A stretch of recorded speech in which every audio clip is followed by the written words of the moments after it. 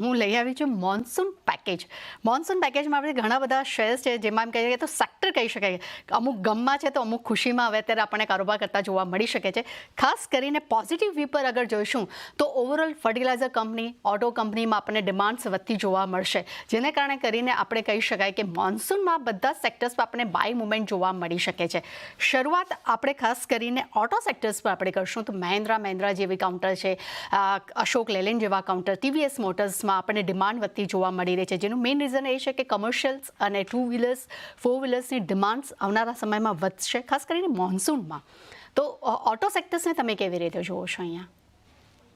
જો overall auto સેક્ટરની વાત કરું તો ટુ વ્હીલર્સમાં તો ડેફિનેટલી ડિમાન્ડ છે અને સમ ઓફ ધી ઓટો કંપનીઝ જેમ કે આઈશર છે, બજાજ ઓટો, હીરો મોટોકોર્પ, ટીવીએસ આ બધી ટુ વ્હીલર સ્પેસમાં એક સારું એવું અપનું આપણને ઓલરેડી જોવા મળી રહ્યું છે અને મને લાગે છે કે થોડું કન્સોલિડેશન થયા બાદ એમાં આપનું કન્ટિન્યુ રહેશે. અગર જો ઇન સ્પેસિફિક અગર જો મારે એક એસ્કોર્ટ્સ કુબોટાની વાત કરવી છે. એસ્કોર્ટ્સ કુબોટામાં જે ટ્રેક્ટર ના હિસાબે એમને એક બૂસ્ટ મળી શકે. તો અગર જો એસ્કોર્ટ્સ કુબોટાની વાત કરું તો 3420 નો એક સ્ટ્રોંગ સપોર્ટ છે અને ઉપરમાં 3750 ના લેવલ્સ પણ આપણને ઇન ધ શોર્ટ ટર્મ જોવા મળી શકે. એટલે અગર જો રેન કે મોન્સૂન થીમને ધ્યાનમાં રાખીને અગર જો કોઈ ઓટો સેક્ટરમાંથી પ્લે કરવા માંગતો હોય તો એસ્કોર્ટ્સમાં ટેકનિકલ સ્ટ્રક્ચર અત્યારે પોઝિટિવ છે.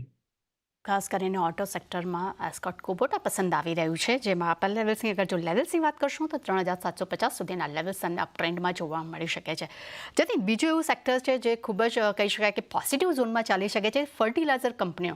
નો ડાઉટ અત્યારે આપણે જોયું છે કે ઘણી જ બધી આ સેક્ટર જે છે અત્યારે દોડી ચૂક્યું છે, પરંતુ જ્યાં એક અપર મુવમેન્ટ આવી ગઈ છે, તો આ લેવલ્સ પર હવે અહીંયા શું કરવું જોઈએ? હા, જો ઓવરઓલ જે ફર્ટિલાઇઝર પેકમાં છે અમને અમુક સ્ટોક્સ જે છે જેમ કે દીપક ફર્ટિલાઇઝર, કોરોમંડલ ઇન્ટરનેશનલ, આરસીએલ આ બધા સ્ટોક્સમાં સ્ટ્રક્ચર જે છે એ પોઝિટિવ છે ફર્ટિલાઇઝર સ્પેસમાંથી.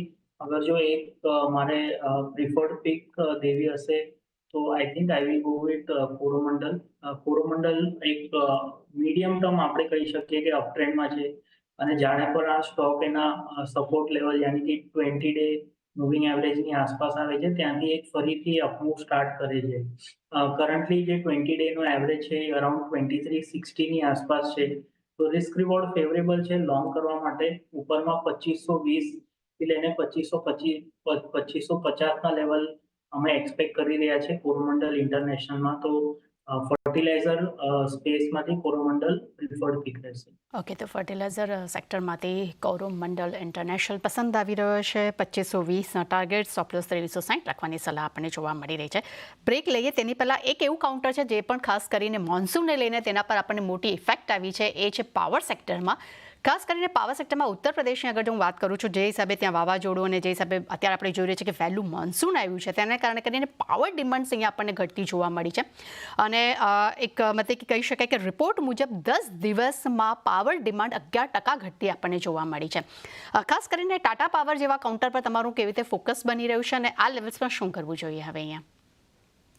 જો ઓવરઓલ ટાટા પાવરનું સ્ટ્રક્ચર પણ હજી પણ પોઝિટિવ છે. આમાં કોઈ સાઇન્સ ઓફ ટ્રેન્ડ રિવર્સલ નથી. આ થોડું કન્સોલિડેટ થઈ શકે. એ કન્સોલિડેશનમાં 390-390ની આસપાસ આવી શકે. પણ ઓવરઓલ સ્ટ્રક્ચર જે છે હજી પણ પોઝિટિવ છે. હાયર ટોપ હાયર બોટમનું ફોર્મેશન છે અને ઓવરઓલ મોમેન્ટમ ઇન્ડિકેટર્સ પણ પોઝિટિવ કે બુલિશ ક્રોસઓવરમાં છે. તો 390ની આસપાસ આવે તો એક વખત ત્યાં આપણે ફર્ધર રિવિઝિટ કરીશું.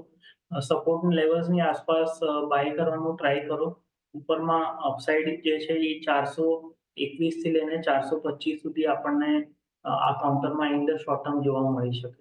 કે તો ટાટા પાવર માટે હજી પણ પોઝિટિવ વ્યૂ જોવા મળી રહ્યો છે. બાય ડિપ્સની સલાહ છે. નીચે 390 સુધી આવે તો કાઉન્ટર પર ફોકસ રાખવાની સલાહ છે. અપર લેવલ્સ પણ અગર લેવલની વાત કરશું તો 421-425 સુધીના લેવલ્સ પણ તમને જોવા મળી શકે છે. પરંતુ લઈને નકરો બ્રેક